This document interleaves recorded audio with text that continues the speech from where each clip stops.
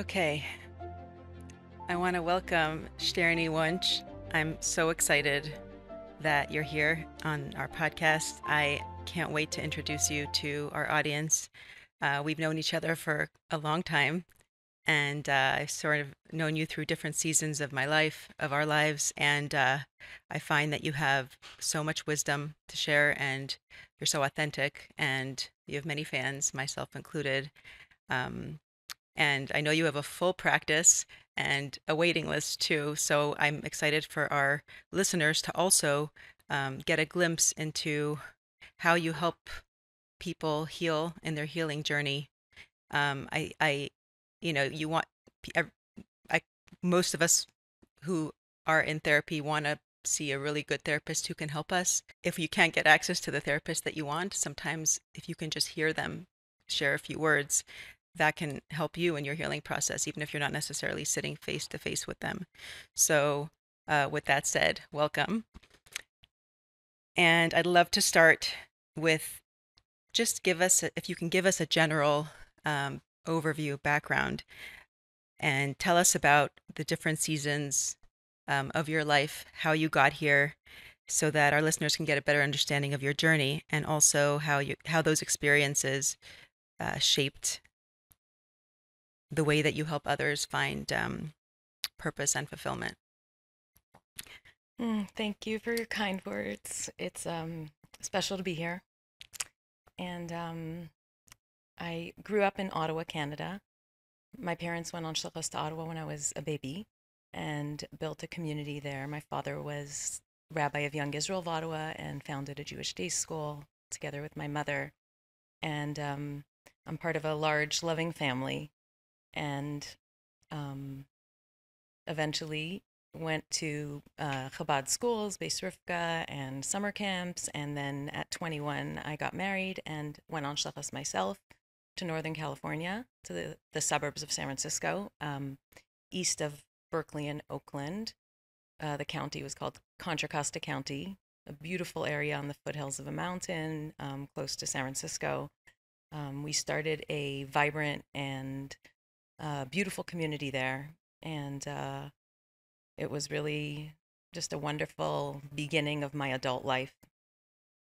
Around 10 years later, I went back to school to study psychology and to learn how to become a therapist. And I went and got my bachelor's in psychology and my master's in clinical psychology with a specialization in somatic psychology.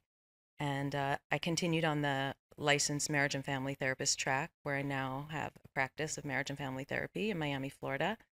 The seasons of my life include about 14 years as a shlucha. Do And you want to just define what a shlucha is? Because we have a very diverse yeah, group of listeners. definitely. So the LUBAVITCHER Rebbe sends Chabad couples, or men or women, even younger. I went on shluchas to Kiev, Ukraine when I was 17 for 4 months. So it's this idea of being sent to a community to bring Judaism to that community in whatever way that community needs to be served. So it can be basic needs, helping with food. It could be Jewish education, um, to found organizations, um, shuls, synagogues, schools, day camps, adult education, teaching women, family programming, like really bringing Jewish life to an area that doesn't have Jewish life. And so I grew up with my family doing this in Ottawa, the capital of Canada, and then I had my own experiences of shluchos as a teenager, where I went to different summer camps or, like I mentioned earlier, on a extended program in the Ukraine in the early 90s, um, to then starting a Chabad house in California as a newly married bride, literally a day after my Sheva Brachas. So that community formed. We started with holiday programming and shul in our house and um, a summer camp, Hebrew school. It starts very like uh, home style, like come to my living room and I'll teach you Aleph Beis. Like that's how it starts, and then you see what the needs are of that community and you go from there. And so I was doing that, and then I shifted focus to studying psychology. We'll talk more about that. And I had about 14 years of being a shlucha, and then 14 years so far at seeing clients. Those are like the big seasons of my life, I would say. Two different shlichus. Like shlichus means like a mission in a certain way, like of helping a Jewish community, and now I help individuals in a very deep way. So that's my personal mission. I think what I've learned based off of my journey, just overall to begin, is to really trust life's journey and process, and where you end up, what you experience, what you go through. I trust my journey, what I've been through, and I trust each person I work with's journey as well. So that's my big learning so far. Wow. I too have known you for a long time. I know Eda's been more consistent in keeping up with you over the years, but it helps that we're neighbors. Yeah, your neighbor. It's always nice to see you. But you were talking about the early 1990s. I think that's when I met you, and that was back then, I don't know, 17, 18 years old.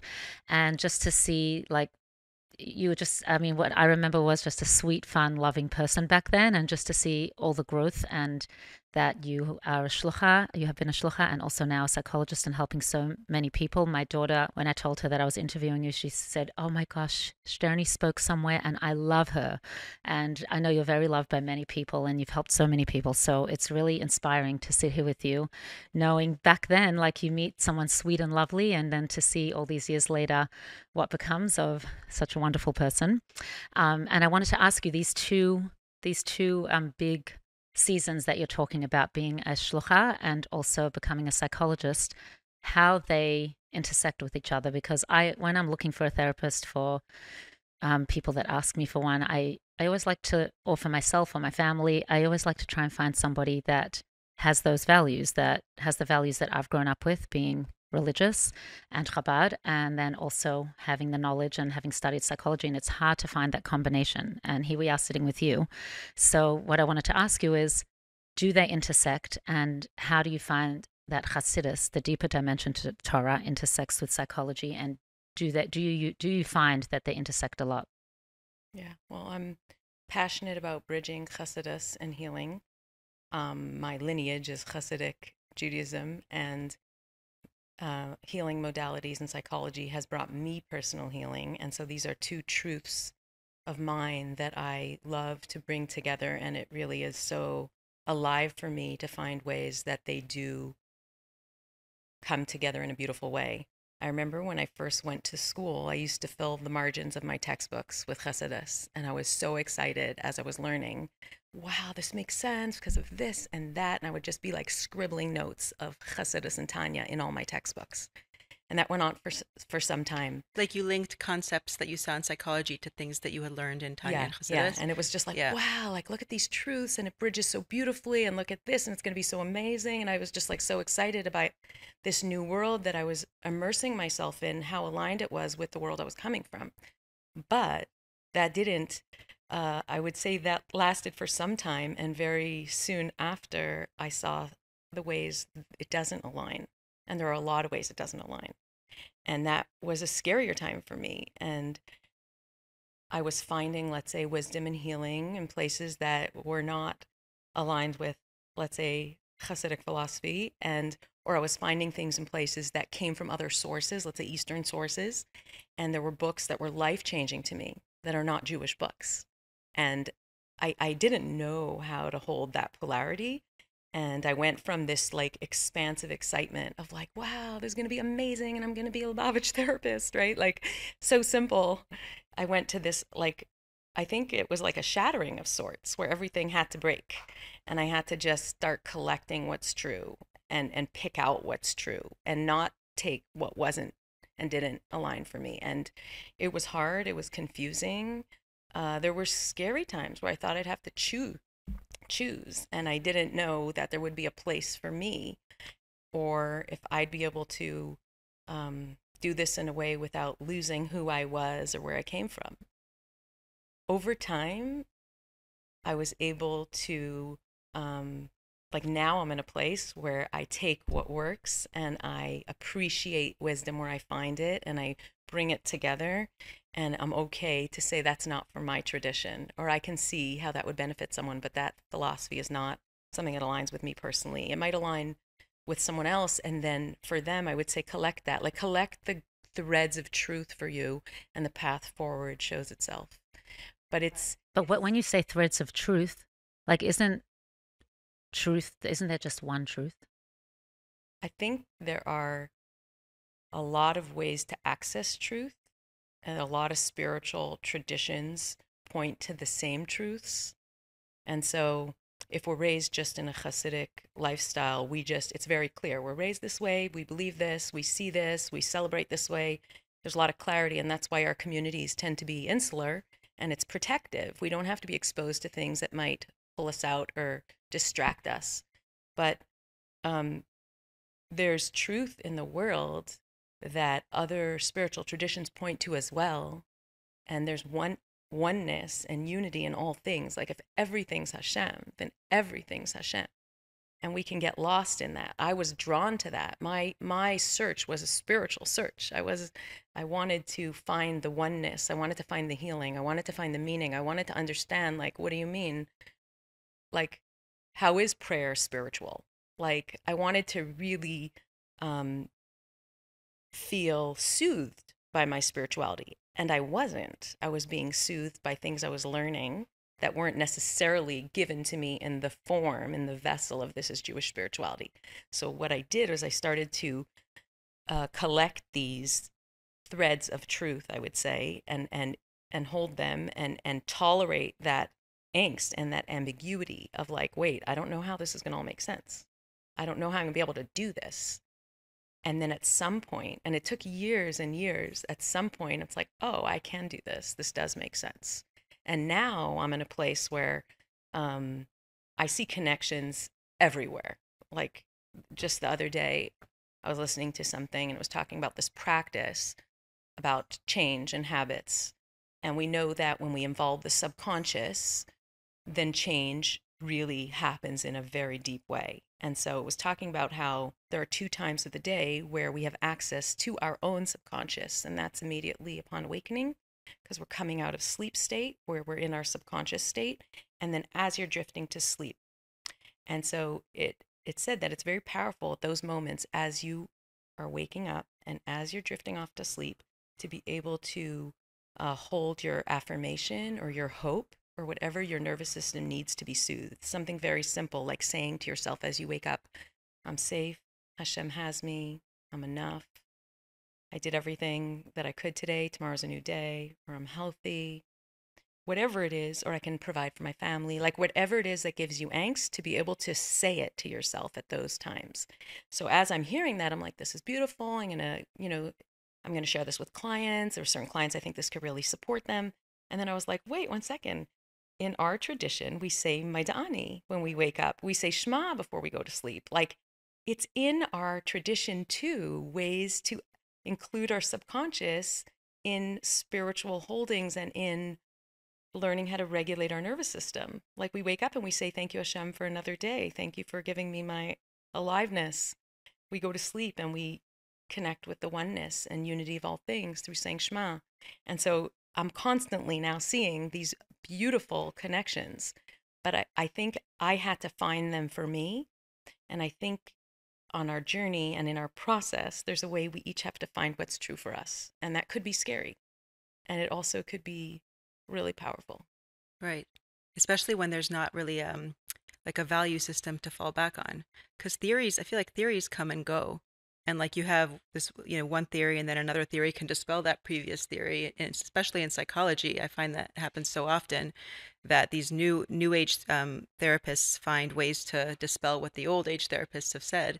And so like, how do we know, like you said, the truth? Like, how do we know, especially as a therapist, myself, it's hard to know, well, what theories are most effective, but it's so much about what aligns with our vision, what aligns with who we are and how we best can help other people. But having like the Hasidic like backdrop can provide so much direction, which explains, why your practice is full. No, but the thing is that it can be like, don't you think if someone is saying, well, I think it was my father-in-law that said, someone came to the Rebbe and said something about your truth or his truth, and the Rebbe said there's one truth.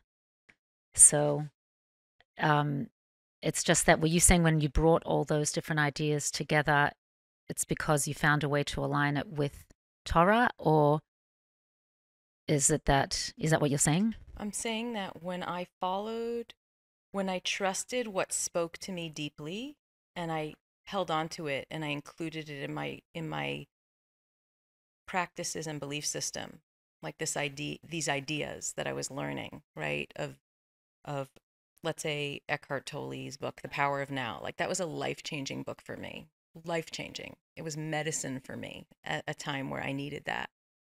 There's other books that were life-changing books. And so So how did Eckhart Tolle's book like measure up against the Hasidus part of you? Did you feel that it was aligned, or was it different?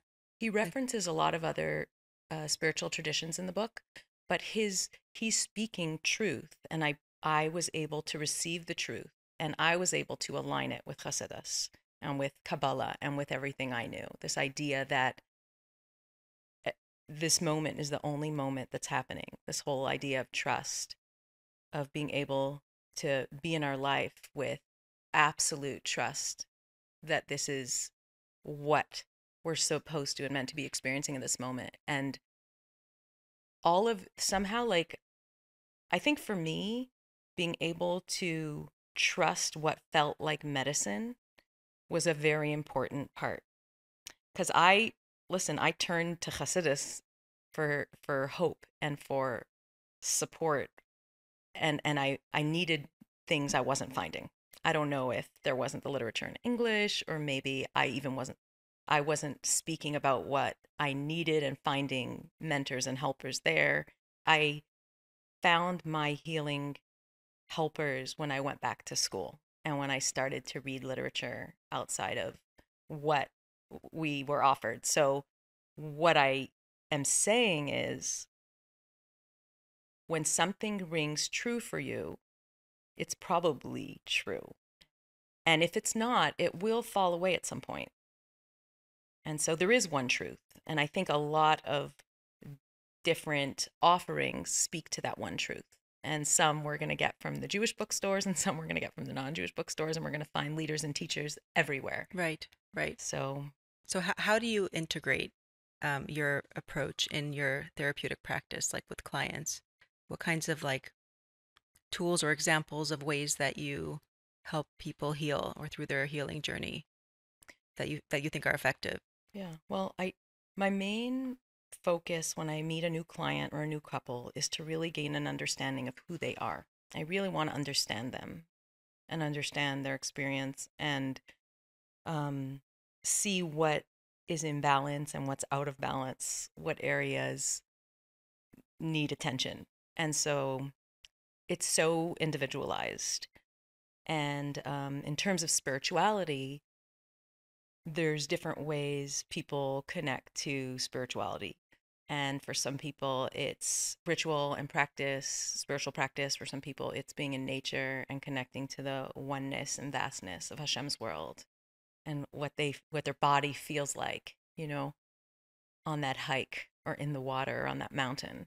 And that's a spiritual experience. And for some people, it's about relationships and finding connection in that way, or community, being held in that way. And so when I get to know a client, I look for ways that they feel connected to the divine, where they feel connected to Hashem or to what's greater or bigger than them. Wow. So it's personal, I think. Right. Yeah, They yeah. may not know what ways they. Yeah. So you help them find what way that is. They tell me. I don't necessarily help them find. Like, I listen to when they share, and I watch when their body lights up and when their system relaxes and when they open, and for someone to say, with somebody, it could be like when he's talking about his kids. He's just like, I see the love and I see the oneness. And that's where he probably feels his spirituality. Like, so for everyone, it's different. Yeah. It's really different. And to not be afraid when things don't come together. Like, things take time. The process of integration and finding the unification of all things takes time. It takes years. It's a development that happens. It happened for me over years. And I'll give you an example that happened for me personally. So my father used to always tell me how Mayach Shalat El Halev is so important and that I need to work on that. Do you want to translate that? Yes. So it's a Hasidic concept that the mind should rule over the heart. Yeah. So I'm an empath. I'm a deep, deep feeler and a very emotional person. And I feel and I have emotional, not so much reactions, but I take in the world through an emotional experience primarily, which, really helps me in what I do. Yeah. But my father used to tell me to work on this, my life. And then when I went back to school and I started to learn about my emotional world, which I didn't really understand, my own emotional world, what I was feeling, what I was going through, what my needs were, I was like, what? I didn't understand that. I think my emotions, it was very mental until I studied psychology. And then I was really confused because as I was deepening into like, oh, what am I feeling? What is my body telling me? My body's saying no, like boundaries around, let's say I'm a nurturer or a giver, right? Like my body's saying no. Or am I feeling fear or am I feeling sadness, and how to be with that and process that, and how do I take care of myself there? Like as I was discovering all that, I was upset about this concept, Mayach Shalat El Halev, that the mind rules over the heart, because I felt like that did a huge disservice to me, bypassing this huge part of my humanity, my whole emotional world, and everything that I've been through. And so I was like, it can't, how does that make sense? And for a long time, I struggled with that and thought that, it must be wrong or something. But that you should just be able to just feel it in your emotions without using your mind? That we should give space for our emotional world, and that our emotional world is very rich with what needs to happen and what a person needs support in. And so I was in that process personally. And then years later, when I was studying Richard Schwartz's work, IFS, Internal Family Systems, um, where he talks about how internally we each have a family, like our own crew. We have like our higher self, which is this knowing wise part. And then we have the younger parts that are like hurt young parts that he calls exiles. And then we have protectors, who are parts that get formed to take care of the situation and say, I'm going to be this to take care of you in this way. But those protectors are also young. They're teenagers, they're 10 years old, they're 13 years old, right? So then we end up living as adults, but these protectors are still driving the car. And what his work really points to is how to develop and nurture the wise self, the adult self, that can then soothe the managers, tell them they don't have to take care of things anymore. There's someone else here, and learn how to help the exiles heal that original wound. And then we have this more integrated internal world. And so when I learned his work, there was a click for me. I was like, oh, that's what Mayach Shalat El Halev means. That there's the wise mind that then helps with emotional regulation of the young triggered parts. And so the wise mind ruling over the emotions is really about emotional regulation. Or like the healing of the emotions, like the mind can Well, heal. is the wise mind like the adult, and the lave, or the mayach is the adult and the lave, the heart, is it the child, or is it not so black and white? No, I think it is like that. Like it's like the higher self, like he calls it self with a capital S, which is the knowing, the inner adult, the inner parent. And then the younger parts are all different ages that needed support, that maybe didn't have the support they needed, that we now can bring healing to those parts by giving that support exactly what they need. Right, that's what I'm saying. It's the wise mind is the healer. Yeah. Yeah. I love that connection. I never thought of it that way, like the linking Mayach Shalat El Halev to IFS and how they connect. It actually clarified so much for me with Mayach Shalat, because Mayach Shalat, I always was a little bit confused about that too. It's like, what does it really mean? Is it a relationship between the mind and the heart? Is it like, because emotions are so important too. Like, how much do we suppress or quiet the emotions and let the mind take over?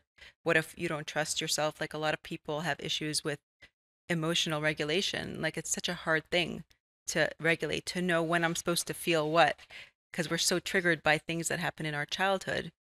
And so how do I know if my trigger is like something that needs to be thought through, like resolved properly, or just, you know, well, how do I know if a trigger is something that should be Ma'ashalat al Halev, or feel it out and let myself just experience that feeling because it's necessary for for me to feel it? And that's a huge question. And I think that's a very big part of navigating emotion. Right. John Wellwood, an American psychologist, he coined the term spiritual bypassing, which is a way people can resort to spirituality to avoid difficult or painful emotions. And what happens is it can suppress aspects of our identity and of our emotional development. So, in a way, there's developmentally, we need to be able to have enough of a self and develop a self that can feel and have emotional awareness and the ability to process emotions so that we can have choice around how to engage with triggers versus I just bypass my triggers. Right. So let's say someone's going through a hard time and someone tells them, oh, everything Hashem does is for the best. Right. It's like, whoa, that is true. Everything Hashem does is for the best. But there's also space to feel your emotions around it, get support, get there in a healthy way. And so I think this is some of the Hasidus spirituality bridging, Hasidus psychology bridging that I love to do, which is make space for the emotions and that there's a way to still believe everything happens for the best. I trust that everything happens as Hashem wants it to happen. There's nothing happening that's not Hashem's plan. Nothing. Right. And so I believe that. And at the same time, we get to feel our life and our experience. And there's value there. And it's important. Right. So how do we know if I've heard spiritual bypassing, that term, quite a bit. Also had some confusion around it. Like, how do I know if I'm spiritually bypassing? How do you hold space for both? Someone who says, oh, well, everything's for the best. Mm-hmm. If everything's for the best, then why would I feel triggered and emotional? How do I hold space for trusting that everything's for the best, but yet can I also feel burdened by whatever I'm going through? Yeah. Right. Also, the difference between spiritual bypassing and like b'tachayin.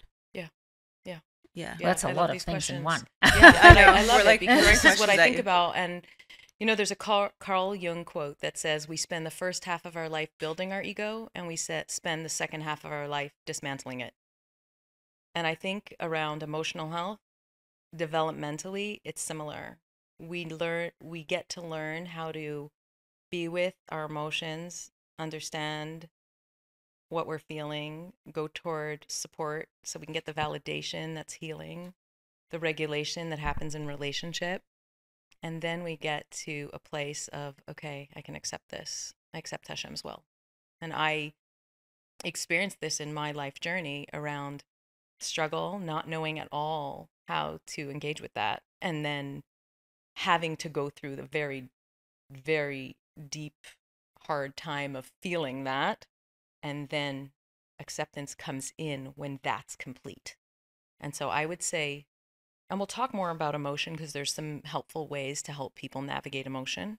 So when you say there was this deep, I guess, darker time when you were feeling the emotions, that can last for many, many years for some people, and they're living a life. Like when is it time to tell somebody, you know what, you've been doing this for long enough. It's time to heal. You know what I mean? For some people, it could be a shorter time, and some people a longer time. And maybe the people that had a longer time, it depends, I guess, what everybody's going through.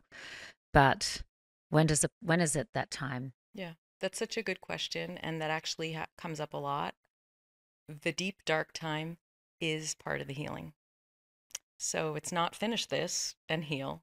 That is part of the healing, to be able to be in what their experience is. And I see this a lot with grief, because there's so much literature around how long grief should take and the stages of grief and when it's prolonged or problematic grief. And I do not at all prescribe to that. I trust that grief is a process and every person has their own pacing around it, and that I follow a person as they're experiencing the depths of what they're experiencing.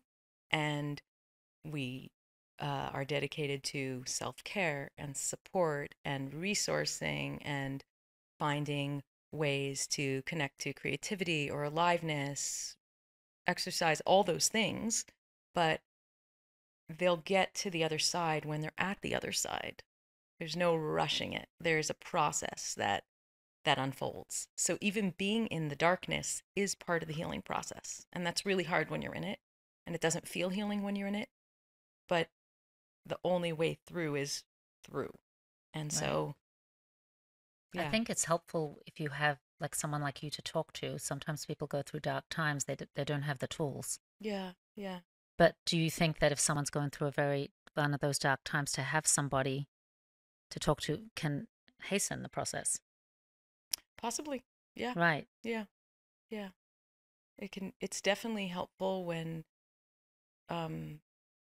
somebody can hold space with us, when there's a relationship that witnesses and validates and even helps us get clarity around what we're feeling or experiencing. Because in that time, it's so bottomless. I remember after my father passed away, like I felt like the ground was taken out from underneath me. Like there was nowhere to like land, and I don't even know that anything could have helped me except time and being with my siblings, right? Like there's just a process. There's a process when going through struggle that is hard, that I've come to really trust, both because of my personal experience and because of how I've witnessed clients process challenge, hardship, and grief. I'm just wondering, like, how do you navigate this delicate balance between like honoring the client's process and having patience through it and letting your client or anyone really, I should say, even for, let's say I'm asking for myself, like just properly allowing the time to move through something. And I don't want to use an example of grief and losing a loved one, because that's so intense, and maybe just smaller things in life that we go through. How do you balance moving through and validating and patience, but also accountability? And, what are you doing to support your healing? Maybe if maybe they're not fully equipped to be doing too much, but you want them to like move in that direction, and you find that it's taking so long for them to get there. Maybe I don't like the word wallowing, but like they're just Like stuck. Yeah, because stuck. People can be in therapy for years. And also, like, as a therapist, in the training that I did, we were told that we don't have the answers, the client has the answers. So we have to like navigate this balance of like, I can't tell you what to do. I need to honor your process, but at the same time, I might have a little bit more life experience that I could use to maybe give you a little push or nudge. And this can be with like family members who, we want the best for other people that we love, but we're not seeing a change, and we want them to change. Yeah. I think with clients, there's a way like how I feel in my body and in myself when I'm with them gives me feedback around whether this process is unfolding exactly like in flow, or I guess I would say, or whether there's stuckness here that we're missing. Like, and I feel it, like it feels different. So there could be a client I'm working with who's taking a lot of time, let's say working through something that's difficult, but I feel in flow when I'm with that client in session. And so in that case, I would really trust their process, support them what they're feeling, making sure that they're, responsible around self-care, and how are the relationships in their life, and are they in nature, are they getting to be in their body, move their body. Like I'll check in on all those things. If I'm feeling the stuckness when I'm with that client, I will take that as information that there's something here that we need to be curious about, and I'll just ask different kinds of questions or try to get to like, what am I feeling that this client is showing me, just even energetically. So I guess it feels different to me when I'm with that. When I'm with stuckness versus flow, that's just going at a pace that's slow. Right. So you have to really be intuitive to pick up on that.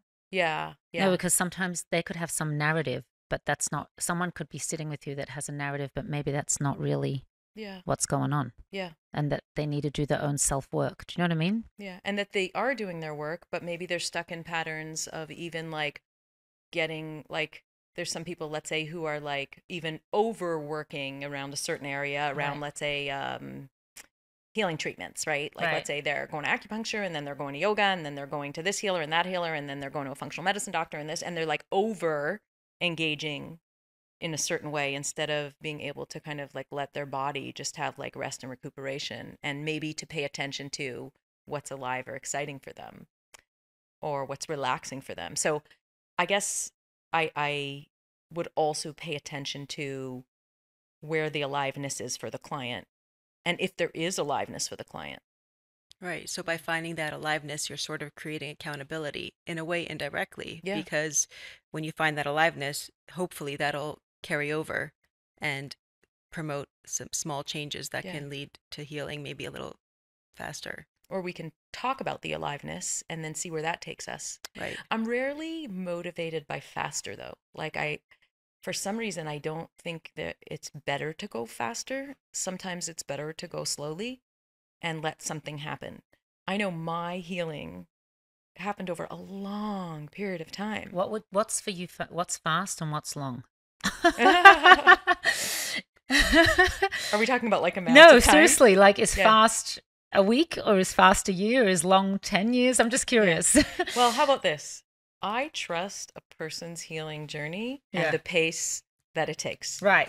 And so if somebody comes for, I don't know, if a couple comes for 10 sessions and they're like, and we're doing great, it's like amazing. Yeah, that's fast, you mean. Come back anytime you need. Right. And that's beautiful. But if there's flow and they just were ready for it and they applied what we were learning and the conversations went deep and they're each taking responsibility and there's respect in the relationship, so it allows for accountability and vulnerability and all of that. And they come for 10 sessions and they're like, hey, we're good to go. I'm like, amazing. I have your file. If you ever need a tune-up, you reach out to me. And I'm so excited, right? And it's beautiful. And then I have clients that I'm working with for 5 years, and maybe not couples that I'm working with 5 years. Couples tend to come in like smaller segments. Maybe couples I'm working with for like, let's say 30 weeks, right? And they're in it and they're doing their work and it's deep and it's powerful and it's life-changing. And I'm moved by them, right? So Right, it's so nuanced. And person and couple specific. Yeah. It's like going to I just was curious what personal fast and trainer. slow means. Right. Like, it could be 20 years, it could be. Yeah. But progress is progress. Progress is progress. I love And it. sometimes these small steps are really something so big, it seems small, but like it's deep and powerful. 100%. Yeah. 100%. But I just wanted to, you were talking about like people who go to acupuncture and people like you're picking up on their vibes. And I was just thinking about, because you work with individuals and you work with couples. And we just did in our latest episode a panel about making marriage great again. And one of the things I wanted to bring up with you, Rabbi Friedman, this is one of his, and actually Rabbi Shestaub as well, one of their underlying messages was that really were on a mission together as a couple and individually. And I had actually brought up, what if I want my own self-fulfillment in the marriage as an individual? And the underlying message was, it's not about you. It's about your purpose in this world. So, which I understand, I understand really it's about how am I, I was brought into this world for a reason. I have a mission to fulfill. At the same time, if I have a mission to fulfill, I also want to feel fulfilled. So what would you say to someone who is trying to navigate this, how to balance taking care of yourself, but not in a selfish way where you feel like I'm feeling fulfilled and I'm taking care of myself, but I'm also somehow selfless and I'm fulfilling my mission? So many areas. I know. So many ways I can go with this question. I think go whichever way you... Yeah. Well, first of all, let's discuss this word selfless and selfish, right? So personally, I'm not a proponent of selflessness. I think that we need to show up from a very strong sense of self. Like I can take care of myself and I show up, and from this place I can give and I can nurture and it doesn't drain me because I'm responsible around self-care. And so I really encourage people to have a very strong sense of attended to self. And it means personal health, personal identity, goals, family, relationships, community, dreams, and all of that. And I'm curious about that. And I like when couples know each other's inner world in that way. Like that's individual, but they know each other deeply there. And so a strong sense of self, again, like Carl Jung said, we spend years building our ego and then we dismantle it. We Right. need to have a self from And which that's a to hard give. balance, having a sense of self and also having the bitchel, like the Yeah. humility. So I look at it as a developmental process that as we're raised, hopefully in a healthy way with emotional tending to, and our needs are met, and good enough parenting and all of that, we have a sense of who we are, that the world is safe and welcoming, and comfort. We're able to show up in relationship. We're comfortable with intimacy. We have the ability to have boundaries, like a healthy sense of self. It's a developmental progression to get to, like, to be able to have a sense of self and take care of oneself. Some people get stuck there, right? And that becomes a problem. We're not meant to get stuck there. And so many people also don't have that. And that's a huge part of their healing and can also get stuck there. And so it was healing to learn how to have self-care, but then the stuckness there doesn't allow for what comes next. And what comes next is I'm tended to. So I'm me. I have a strong inner sense of who I am. I'm in my body. I can be in my body. I can be in my breath. I'm breathing. I'm not holding my breath, embracing and tension, right? Like I'm here. And how do I want to show up in the world? How do I want to be of service? And for some people, I want to take care of my family. And for some people, I'm interested in music, or I'm discovering this in medicine, or I fight for people in court, or whatever it is, or I love art and I love spirituality and I learn, right? So there's the way we then can participate in the world with a strong sense of who we are and being tended to. And I think as women, given that we are natural nurturers and often empaths, there's a way we can feel and give and people please and forget that this vessel that Hashem gave us, gets to be tended to, and that it's more empowering to show up in the world from a filled up place. And I think it's my personal responsibility to take care of myself and show up in sessions taken care of for clients. I don't want to show up there not tended to. I walk in the morning, I have to eat a certain way, I have to take care of my health a certain way. Right. Like, So yeah, you need to feel so, but what should the vision, you need to feel fulfilled in order to be able to give. I so think you have to know why also. No, Why am I doing, let's say, the self-care part? Why am I engaging in the self-care? It's like, let's say I have a family to tend to, right? And I have a job that I go out and from 9 to 5 and I come home exhausted, right?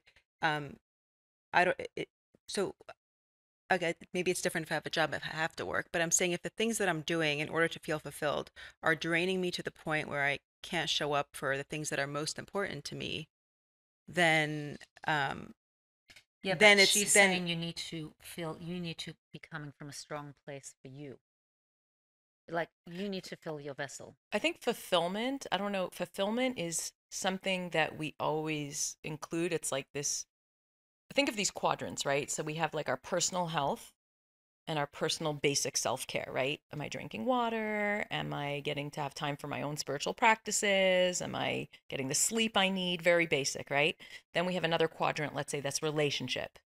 Like my family, whether it's your parents, your siblings, your partner, your children, or friends, right? But my important relationships. Okay. And then we have another quadrant, let's say that would be like community and service, whether it's a job, whether it's a passion, whether it's something that brings fulfillment. And then I would say there's even a fourth quadrant that is about like what I think of as like your soul's desire, the whisper of your soul. Like, what's that thing for you, right? So there can be fulfillment in it could be fulfillment like I went on my walk this morning, check, I feel good, right? Or it could be fulfillment of um I want to write. And so I bought this, program that, helps you write a certain amount of words a day. And I'm like, maybe one day I'll get there, right? And so it's almost like looking at your page and seeing, where am I putting my energy? Does it match my values, right? Because let's say I'm putting all my energy to like family, like let's say 100% here or 90% here. It's like, okay, for balance, I probably need to put energy in some other areas. So I don't know that it's like first do this and then fulfillment. I think it's more fluid, but there's a way tending to all the parts of ourself will mean a more balanced and nourished human who then gets to show up in the world and partake and be of service. Right. Because I think what he was trying to say is the bottom line is he was saying it's not about you. So we're doing all these things. Yeah. all Maybe he's at a second half of life ego dismantle. Yeah, it's the second half when you're already balanced all these things. Yeah, I get that transcendence piece. Like I get that what he's saying. I would say there needs to be a tending to self to then be selfless. So where I focus with clients, I tend to see the missing piece often is around making sure to nourish the self, and I think that that's a really important piece to not bypass. To nourish yourself. Yeah. Yeah. And to have responsible self-care. Like it's not, responsible self-care. Yeah, I think also, I mean, I'm just saying in order to actually give, you need to feel empowered. I'm saying you need to feel alive. Yeah. Yeah. You need to feel alive. Yeah. Yes. Yes. And is it such a selfish thing to want to feel alive? It's why we're here. I think it's why we're here. Aliveness and joy. And I think that's the work of our generation, right? Our parents' generation, they were like doing what they were meant to do, raising families, doing what the Rebbe wanted from them, doing all the things, right? And their parents, our grandparents' generation, they were post-Holocaust. Like it was what they did to rebuild Jewish continuity after the Holocaust. Like that's a miracle in itself. Yeah. And then our generation is, can we do it with joy? Can we do it with aliveness? What happens when we teach Well, they were Judaism? questioning what joy is. Like, what to you is joy? Who gets to think about joy when you don't have food? Or, right? Like, we live in a time where there's so much... No, I'm not saying today. I'm saying on the panel, actually, that I'm still stuck on. They were kind of saying, because, you get married, you want to be happy. And they were saying it's not about happiness, it's about the mission. So I'm just saying, how would you define happiness? I know this wasn't in our questions. Yeah, joy and aliveness is everything. I think Yiddishkeit is meant to be joy and aliveness. I think relationships are meant to include joy and aliveness. I think when we see the unity in things, it brings joy and aliveness. I follow aliveness. I support aliveness. And maybe it's a difference between pursuing joy and finding joy in our experience of life, whatever it is that experience might be. And I think for some people it gets tricky to know whether they should work on experiencing the joy in the life that they have, meaning like, okay, this is my experience. I'm going to really truly find the joy in it, and then that can actually promote a better life and more a more joyful life. Or if I'm not experiencing joy, then what does that mean? Like, how much do I need to work on changing things so that I could experience more joy? Like, well, the question also is, how do we define joy? I mean, it kind of goes back to this. So this quote that we saw on your social media, which I love your social media handle. Like, you share such profound thoughts and quotes, and we'll share your social media handle on our podcast notes. But you had one of the quotes that stood out to me was, "Not every thought is valuable, and not every feeling needs to be voiced." So I was wondering, like, how we can discern which thoughts and feelings require attention and which ones we let go of. Like, how do we honor the process of difficult emotions like sadness or anger, but also not suppress, just distinguishing between emotions that we need to address in order for things to change and ones that we need to release, let go of, and say, you know what, this is something I'm going to work on experiencing joy here. And I think when we pay attention to our emotions, it's a way we're paying attention to the feedback our body is giving us, right? So let's say we're feeling joy. Let's say we go on a walk and we see sunrise and we feel joy, right? It wasn't like, I'm going to feel joy. Like, there's like, oh, wow, that's alive. That brings joy. I totally feel alive from seeing sunrise this morning. Yeah. I don't see it in Brooklyn. Yeah. But you live here. Do you feel it whenever you see it? Yeah. It's just, I don't take it for granted. Yeah. We're very lucky, very fortunate to live here and get to go outside and see sunrise, like breaking the horizon. And so it's when we feel joy, it's feedback that there's beauty here, there's truth here, there's oneness here. When we feel sadness, there's feedback that there's something to feel here, whether it's loss or letting go. When we feel fear, it's a sign that let me assess for danger, and maybe let me see what I need to do. If we're feeling depressed, it's this depression, like, is this slowing down, where we say, hey, wait, I'm slowing down because maybe I'm on the wrong track or wrong path. Like, emotions are feedback. And when we have the emotional intelligence to understand our emotions, it's just feedback around what our system is experiencing or needs. It's so helpful and useful and necessary. And so instead of like, I'm going to bypass this emotion, my invitation would be, how can I be with this emotion to receive the feedback and then to decide about what's next? And there's a meditation teacher, Tara Brach, who teaches this beautiful practice of being with emotion. It's an acronym she gives, RAIN, RAIN. And it's R is for recognize, A is for allow, I is for investigate, and N is for nurture. And recognize is recognize what's here. Like, name the emotion that's here. Because sometimes we're just feeling something. We don't even know what we're feeling. And it could be like, oh, wow, I'm feeling regret. Whoa.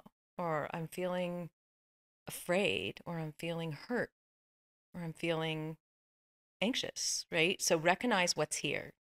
Or they say, name it to tame it. Like, we need to know what we're experiencing. So this is increasing our ability to understand and be with our emotions. So once we recognize it and name it, and with clients, it's so important to even get the nuance of what you're feeling. Like, I'm feeling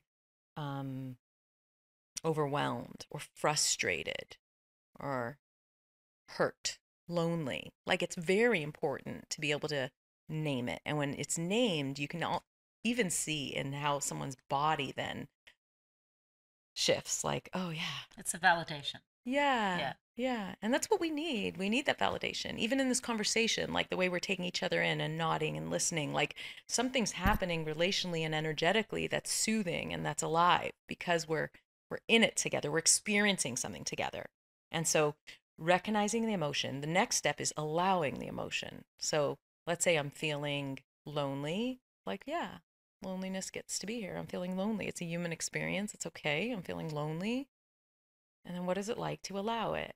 And even as I say it, I feel my body relax. Okay, loneliness. It can make you sadder if you're feeling lonely and you recognize that you're lonely.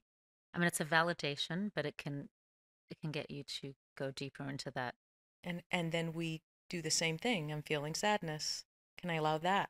Mm-hmm. Again, it's just an emotion. Okay, sadness gets to be here. It's okay. I can feel sad. I think resisting the emotion is what makes it get stronger sometimes. It's like, oh, I'm sad. I shouldn't feel sad, but that actually gets you to feel sadder, right? Yeah. Well, it just doesn't allow you to let go.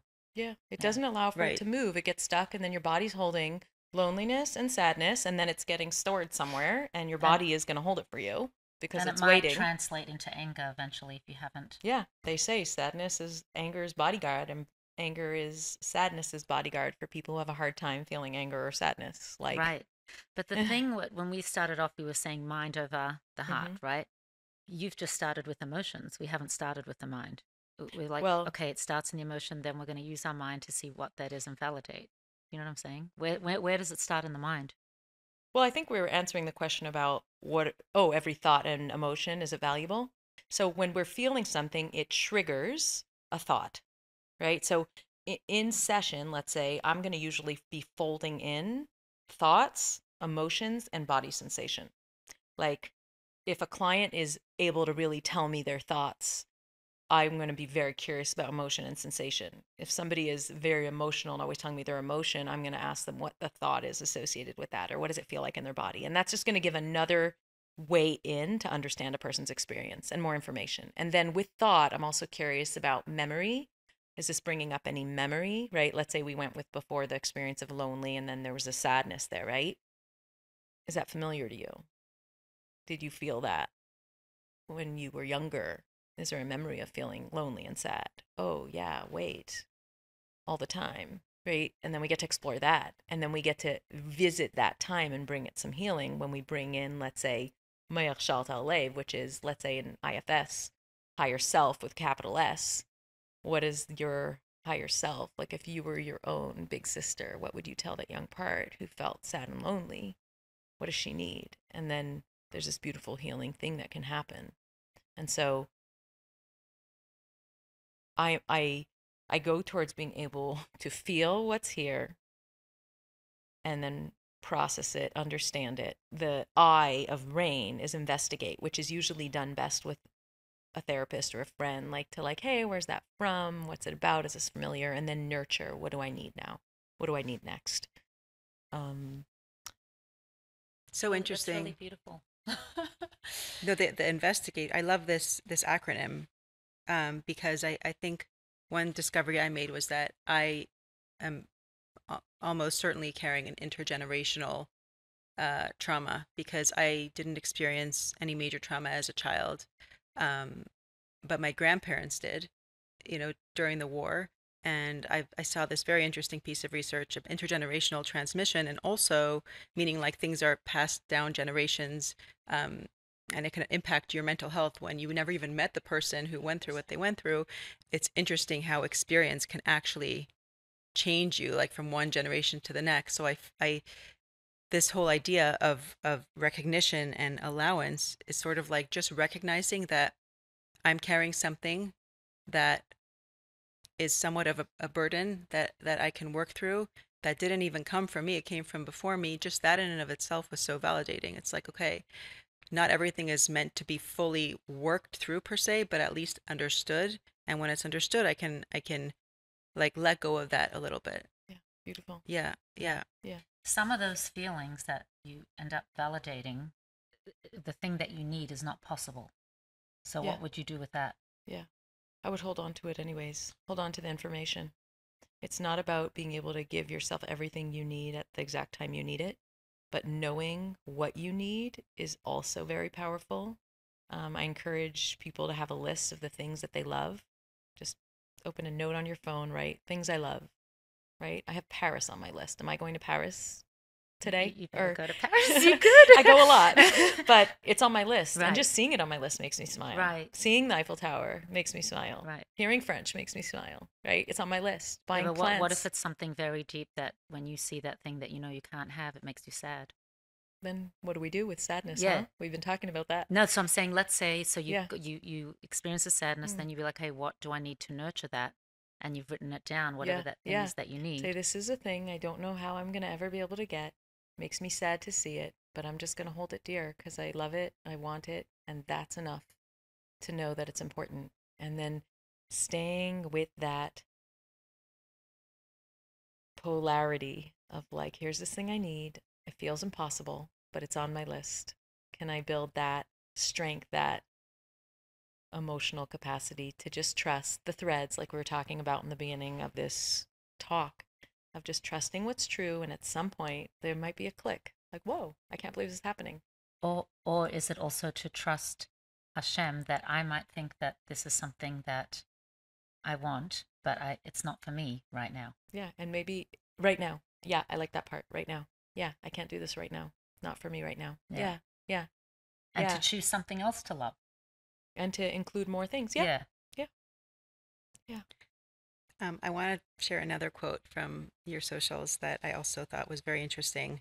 And Rivkah and I are big on quote. We love quotes, and I love that we can incorporate them into the conversation. You had posted, "Not everything that weighs you down is yours to carry." And I love that because I find that very often we don't know what's ours and what isn't ours to solve or to work through. Sometimes the healing belongs to someone else, and we're trying to kind 100%. of place ourselves in that process. So how do we identify and release the burdens that are not ours to carry? And maybe sometimes they are ours and we don't think they're ours. Right. So how do we know? Yeah, and I think it connects to what you said, Eda, about feeling how you're carrying ancestral trauma and just having that sense, right? And so maybe it's like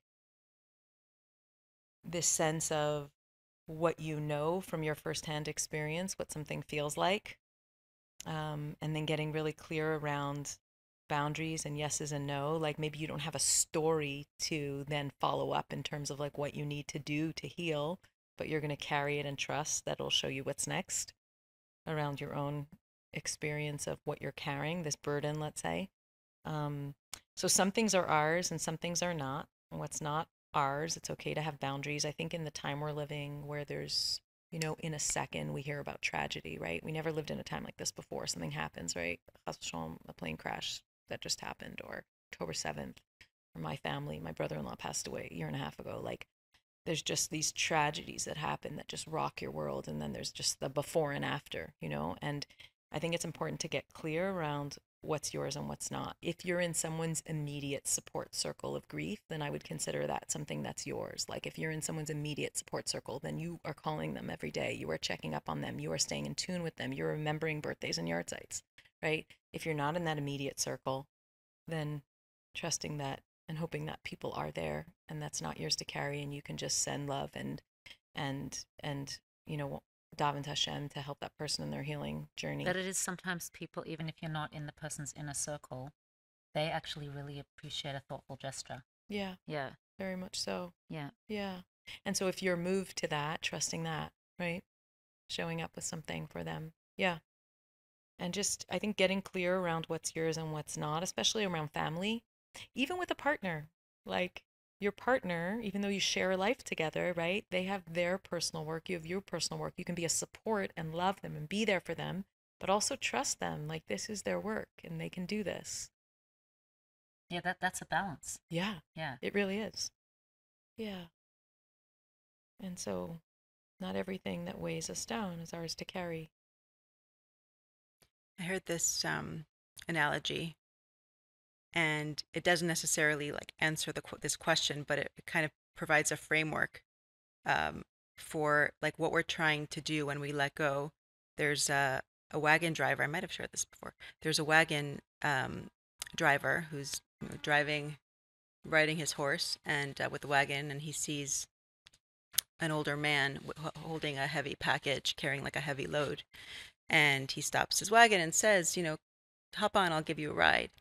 So the guy hops on and sits next to the driver, and he's still holding his heavy package. And the driver says, why don't you just stick it in the back into the wagon? And the man tells the driver, I just don't want to burden you any more than I already am. And the driver says, well, right, it's not going to burden me more if you put it in the back seat, you know, if you just put it into the wagon. And I like that analogy because so many of us are carrying more than we need to. It's like we're dealing with a crisis or whatever we're dealing. Everyone has their sort of pekala, right? Their little combination of challenges in their life. And I see so many people adding to the burden and not having to. So, and that's why I'm always trying to figure out, like, is this mine? Like, is this problem mine or is it not? And sometimes it's easier than others, but I find that when I'm taking care of myself, taking care of my spiritual health, my psychological health, my emotional health, it's much easier to have clarity around that, around what's mine, what's not. Our intention for the episode was really to infuse spirituality into healing, and part of that is like our inner selves, yeah, and working on ourselves and knowing what's ours to work through and what's not. Yeah. And we're all women sitting here, so I wanted to just talk about like being a strong woman. What when you think of a strong woman, what do you think of? A woman in her truth, living authentically, being able to be who she is in the world. Also, I want to just say that sometimes it's okay to say, you know, I'm not really feeling like I have a capacity to give now, but it's the right thing to show up here. And it's okay to do the right thing, even if it's not feeling joyous and amazing and aligned. Like it's okay to say I'm doing this because these align with my values. And so I think there's a piece here around having clarity around your values. And sometimes it doesn't always feel good. Yeah. And there's sometimes we push ourselves to do things that we're not in the mood of. And sometimes we honor ourselves by having boundaries and saying, I can't do this now, right? And so rather than there be like rules or I only do things that feel good and right, and or if I'm filled up and tended to and took care of myself, right? Like it's not about that. It's about staying connected also to this piece around what's important to you. How do you want to live your life? and sometimes it means showing up, even if it feels like you can't. I find like visiting Shiva houses is that way. It's like a hard thing to do, to go be with someone so raw in their grief, show up, especially if you're not especially close with them. But it's a huge mitzvah to show up for someone then, particularly then. And so, we have Torah and mitzvahs as a blueprint for a wholesome, happy, balanced, happy, healthy life. And there's guidance there too around how to show up for other people. And so, yeah, it's so important to have like rules for being, so that we don't get caught up in like the current mood and how I'm not, I don't feel like doing this, and I'm trying to it's like a friend of mine used the term the Hasidic Yetzer Hara. I love it. So just a little shout out to Sarah Dukes, because it's like, it's her term and I loved it. She said that sometimes like you'll feel compelled to do something, and it's not really the right thing for your soul or for your neshama, or what Hashem really wants from you, but it's you'll kind of convince yourself that it is because it's a good thing, or vice versa, sort of like. Well, she was saying the vice versa, that sometimes it's not goes both ways. Yeah, it goes both ways. Yeah. And I think we each know, like, are we naturally more of a people pleaser over giver? Are we more of someone who needs to push on showing up?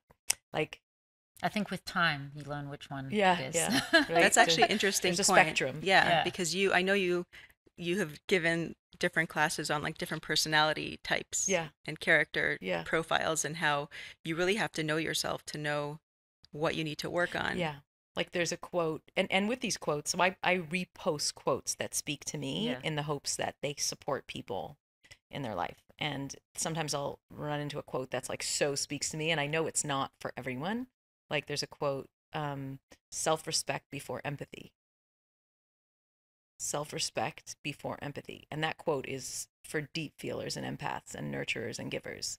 And so if somebody reads that quote where they're have a hard time with empathy, right? It's about not being a martyr, like having dignity and some self-respect, but then being empathetic. And trusting that we can really give from that place, and we can really show up in community from that place. And it's beautiful when everyone does, because everyone brings something else. Because really what makes the world go round is giving. Like all the times so far in my life that have touched me has been from a giving place, being able to give. And if for some reason I've needed to receive in some way, it was always so touching. And I think that there's this balance of having the self-respect and nurturing yourself and the boundaries, and you can get caught up in that. Yes. And forget what really makes the world go round. Yeah. So there's beautiful. Yeah. We need to remember that. Yeah. But we also need to fuel ourselves. And so that self-awareness of where someone's holding and what's lacking and where the energy goes is something that we get to all take responsibility over, our own self-awareness. It's kind of empowering. Like, what is empowering? That there's so much of our healing is in our hands. Yeah. Yeah. And I see this with couples too, around the way couples are. I'm just so impressed with couples, how they are so honest about wanting their relationships to be strong and nourishing and better. I think also we live in an amazing time where we have the luxury to do this and put focus here.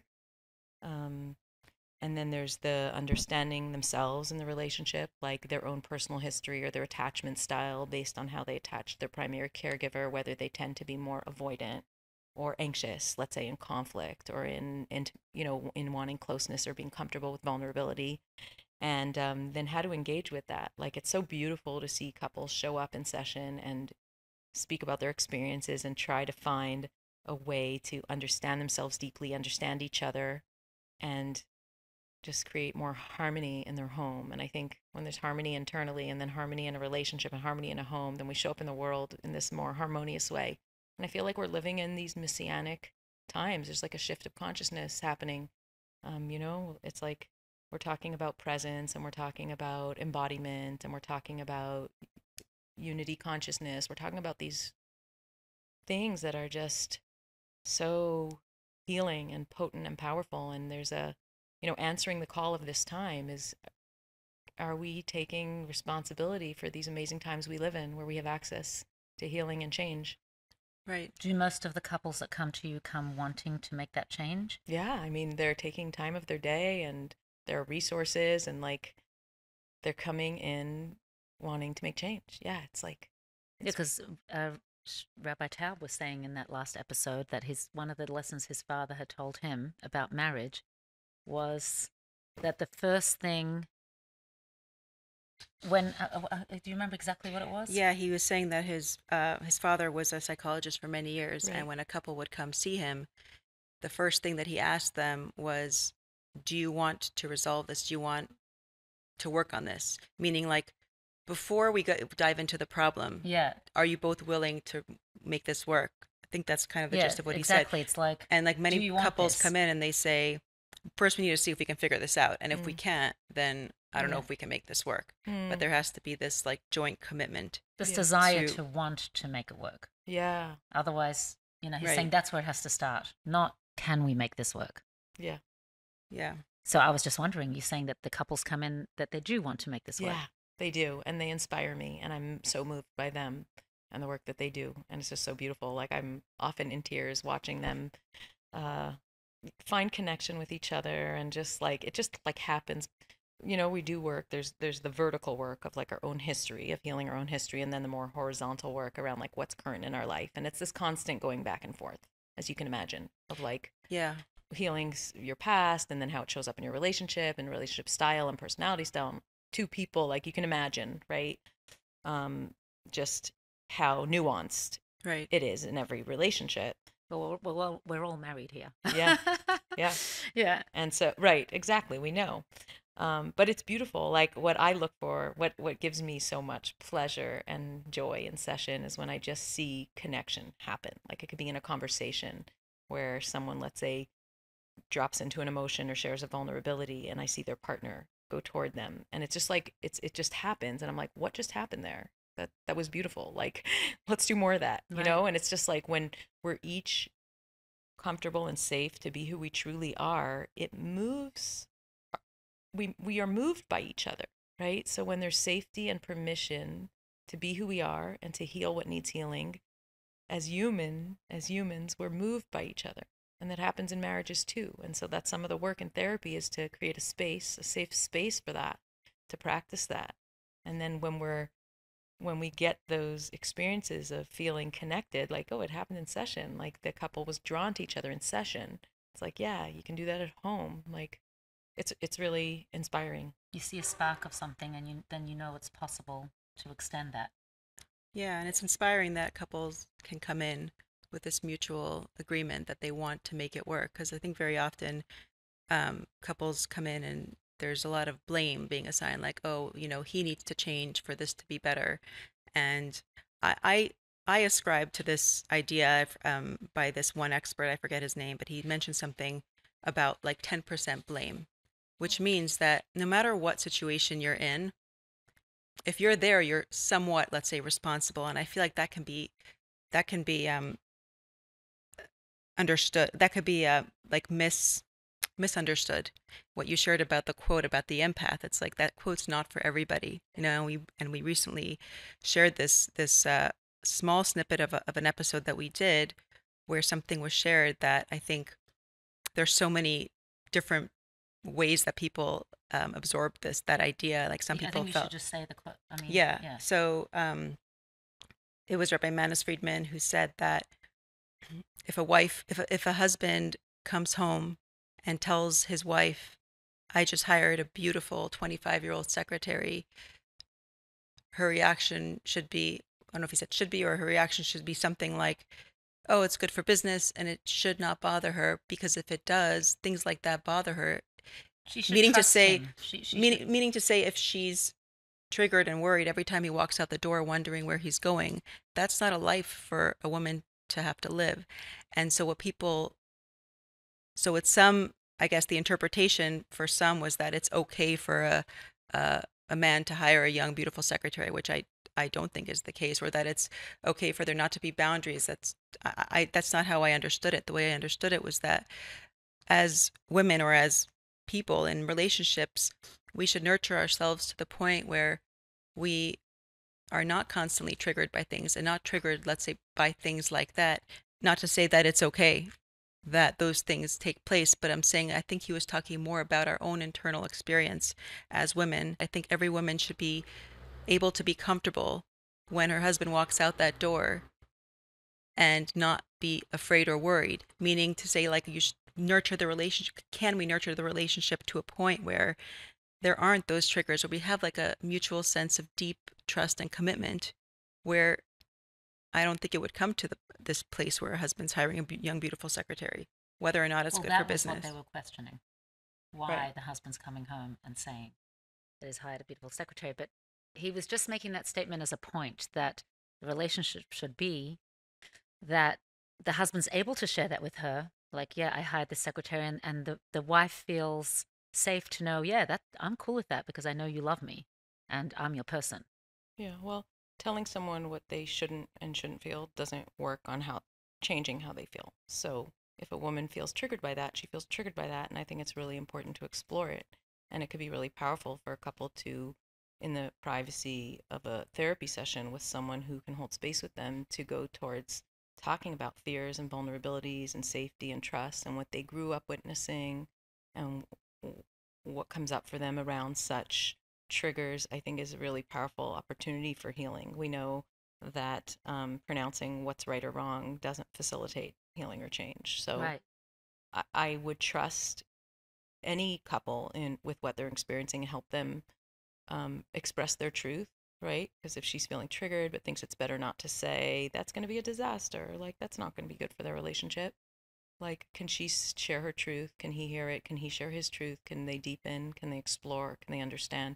And I think when we do that, like, what I see as the path forward reveals itself, it becomes like just so clear and so simple. And so that's where I would go with working with such a question or case of like creating space for them to be able to share. Yeah. What would bother them about that statement and why, etc. Right, that's an interesting perspective. Like if a couple like that came to you, and for counseling, I would explore it. I would explore it, and understand it, and not telling someone what they should or shouldn't feel. That's very invalidating. I think what he was just trying to say is that a relationship should have this feeling of safety. A relationship has a feeling of safety when it's safe. Right. So what do we need to do to make our relationship safe? What type of agreements and behavior, boundaries? Some people may need more boundaries than others. Yeah, 100%. Part of a relationship feeling is safe is that if my spouse is traveling, I don't want to be in the space of constantly worrying about his whereabouts or her whereabouts.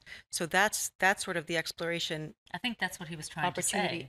So I'm saying he has a way of communicating things very directly, and to some people it might appear very abrupt and maybe insensitive, but I think that what I heard was that I want to be in a place of mutual trust and commitment where we can be open and honest about things that might be triggering, and then get to a place where it's no longer a trigger because we've worked through it. Yeah. Well, wanting it is one thing, feeling it, I think, is another. And what do two people need to feel it? Right. So that's where the conversations get really important, right? Like, it's not even what I think. What do you need to feel safe? And what do you need? And like, where do they overlap? And I find when we go there, when there's the safety for the vulnerability and honesty and fears, we get to some... One minute, it's just about what you need, or is it about what do I need and what do you need? Both partners to share their experience. And then when we hear each other, we get to a place where we want to include what our partner needs. Like, I love you. I want you to feel safe. Like, I get that. I can do that for you. You'd feel more comfortable with this. I can do that for you. Right. And it's not about, we have the halachic issues, obviously, as a blueprint for how to live our life. And that's a better life, to live in a way that, the whole point of Torah is that this is the blueprint for the happiest, most wholesome, healthy life, right? In terms of safety of relationship too. So we have the halachic component, but aside from that, of what your partner needs is important, and including that even if it's hard for you. And I think we all do that in our relationships, right? There's certain things that we would do or not do that are based off of what we need and what our partner needs. Right. Right. And It might be conflicting if the thing that you need is the thing that your husband doesn't want you to need, or your wife doesn't and there want you to will need. definitely be something there for everyone. Yeah. And there are things we don't do because we're married to a person. And that's part of the giving. Yeah, and that's part of the shared relationship. That's the shared relationship. It's so much about pivoting like a dance. It's coming so full circle, because we started really with the seasons, like we experience different seasons of our lives, and maybe each season requires something different. Our needs change over time, and we have to be able to like honor that process of, maybe I don't need something now that I used to need, or I need something now that I didn't need before. And it's such a process and journey that is like ongoing, and honoring that process, like you said, such a big part of healing. Yeah, and relationships are so alive, right? Like, it's really paying attention to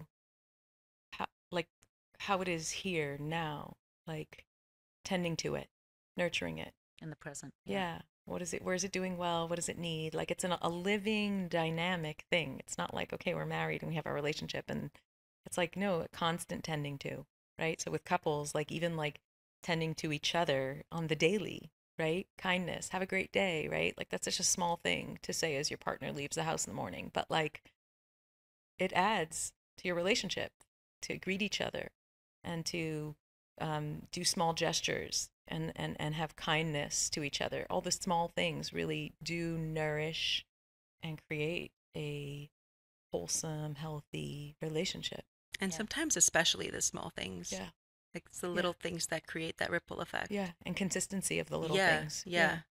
So I always bring this up with marriage therapists. You'll hear it consistently throughout our episodes, but and people often ask me this, and I wonder myself about second relationships. Like, if people married once and get married again, is let's say the relationship feels different and it's easier and smoother the second time round. Yeah. Is it because you've done your work? Is it because certain personalities work better together? Or do you find the same things repeat themselves in different ways till somebody's healed? And the thing is, we're always on a healing journey, but maybe the person's healed a little bit more. Like, what would you say about couples in second relationships? Yeah, so I think it can go either way. We can have a similar dynamic or a new dynamic, and it's whatever we're meant to be engaging with. So second relationships tend to be harder, in the sense that, I mean, the statistics show that with every subsequent marriage, the divorce rate increases significantly. Usually the person is coming in already having left a life and may have baggage from that or trauma from that. They know what it's like to walk away, or blended families can be really challenging also to navigate. But in terms of partnership, I don't know that it'll be harder or easier, only that there will be challenges, and probably it could be new challenges, but they're going to be the challenges of that relationship and that dynamic. If we haven't really learned what we were meant to learn and work through the first round, we may pick a similar dynamic because our soul may want to still heal. Yeah, like it's unfinished business. Unfinished business. That's what they say. We marry our unfinished business. But or it can be a new dynamic, and so yeah. Yeah, because there was another episode where many of on Instagram, people got triggered by Rabbi Cass saying that, like, when you go from, you're kind of saying that in a different way, but going from one relationship to the other isn't going to be any easier. It can be, though. Like you said, like, it can be easier. Right. Right? Yes, I guess it depends. It depends. It really depends. Yeah, it's about being present and prepared for the challenge that is in front of you. I think as you move through life, because our challenges change, but am I preparing myself for the inevitable challenges that'll come? And if I become more and more equipped to deal with the challenges that I face today, then I know that I'm heading in the right direction, whether or not a first marriage was easier. I think it's just, easier. I think it's just about learning how to embrace all the difficult things that we deal with, and anyone in a second marriage might have an increased might have more challenges because sometimes there are blended families and sometimes there are, you know, new things that come up. But if we're more, I think the point is to be better equipped to handle life's ups and downs, and the question is of how we do that. Yeah. That Shternie, maybe you can answer, like for maybe like a little tip. And it's interesting because here I have this other quote that I didn't want to forget to mention, like don't lose this moment, because we talk so much about being present. Yeah. Don't lose this moment searching for another. Yeah. So I feel like it's very much about that, is like don't lose this opportunity to work through the challenge in front of you, because this can actually prepare you for the challenges that come up in the future that will inevitably come up. So I was kind of thinking with this quote is that if you're in a difficult relationship, and you think, I want to leave this relationship because it's going to be better with somebody else, like maybe not try as much as possible not to lose this moment and see if you can figure it out. Interesting. I hadn't connected presence with challenge in a relationship. Interesting. Yeah. I think with couples, I think how I view it is when I'm meeting a couple and getting to know them, and I see how, let's say, they trigger each other, or I'm looking for, like, what's the cycle with this couple? What's the loop, right? Neither of them are a problem. There's something that happens that gets them stuck in this cycle or loop that doesn't work for them. And so I believe, and this is part of my own, let's say, spiritual trusting, is that what's happening for, let's say, partner A with partner B is also for partners A's inner work. It's not just I'm married to this person, I have to deal with their stuff, but it's like, this is my work too. I'm meant to face this, because in facing this, I'm going to develop parts of myself I wouldn't have to develop if I wasn't faced with this. So I trust the hashgacha pratis Of this challenge. Of this match. Uh-huh. I trust that, hey, you guys are together, and it's bringing you to face parts of yourself you wouldn't have to face with another person. Like maybe to be able to access like a really core inner strength. And if they were married to someone who followed their lead, if they married to someone, let's say, who didn't challenge them, they would just be able to live on the periphery. But because this person challenges them, they can like find out who they truly are and practice using their voice in a certain way. So there's a trusting, there's not just like helping clients have spiritual trust to have easier lives, but there's a trusting in whether we think we chose our partner or not. Like so many times clients will come in and say like, you're gonna be so shocked, but like, I don't know if I would choose my partner again. I'm like, I'm not shocked. Everyone says that. Like, really? or you may be so shocked, but we're only together because we have kids. Like, I'm not shocked. Everyone says, like, these are normal things couples I mean, they think it's shocking for you to hear, but you're like, I've heard this one before. Yeah, I hear it all the time. Right. Yes, and yes, and yes, and yes. And what's going on, and where is that taking you in yourself? Like, where's the work for you? There's relational work, and then there's your own personal work. And once you do the personal work, you would hope that then the person feels like, no, I'm not married to this person because of the kids. I realize that I choose to be with you. We can bring out the best in each other. Yeah, and those are the beautiful moments that I was talking about before, like when that happens. Yeah, that's a beautiful moment. Oh, okay. Yeah. No, that's what I was trying to say about relationships, and that maybe the second time round, it's like you haven't finished that work yet. Do you know what I mean? And you might get to that place in a second relationship that you hadn't really done in the first relationship. They say that we get married like 2 or 3 times in our lifetime, and it's usually to the same person. Yeah. So there's times like where we choose each other again. Yeah. Do you get to that a lot? Those places where the two people, you realize that they have this inner work to do, and it brings out something in them, and then they get to this place of that, oh, now I actually choose to be with you.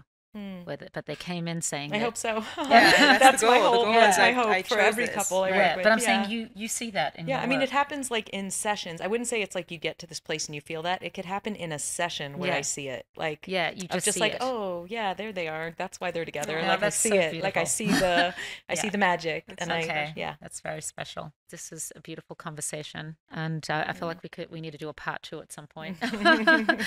And thank you, Shternie, for everything you shared with us here. And well, you're the master of quotes, so we always finish off with a parting message or a favorite quote that you have, so we wanted you to share one with us. I picked one for today. It's Carl Jung. He's like one of my favorites, and And the quote I picked, which is just speaking to me these days, is if the path before you is clear, you're probably on someone else's. I love that one. I love that one. So may we walk our journeys, be supported, feel connected to Hashem Trust. and each other. Yeah. I love that. It's actually one of my favorites because I confusion is clarity, and I took me a while to come to that, to understand that properly, because we think that if we're confused, we don't have clarity, but sometimes too much certainty means that we don't have clarity. If you're confused, it's because you acknowledge that life is complicated, it's nuanced, it's like... But also trust can bring certainty, because you're trusting Hashem even though it's so unclear. I trust, and that creates a certainty of like, I just trust the uncertainty. Right. Yeah. Different type of certainty, I think. It's not ego-based. And when we're efforting and we have trust, that's just like such a beautiful place to be. Like, we have habits that align with our values, we're efforting, and then we trust and we're held and we surrender to that, and then we can be working and resting at the same time. Working and resting. It's great. Thank you, Shternie. Thank you, Shternie. So good to be with you. Thank you. So good to be with you too.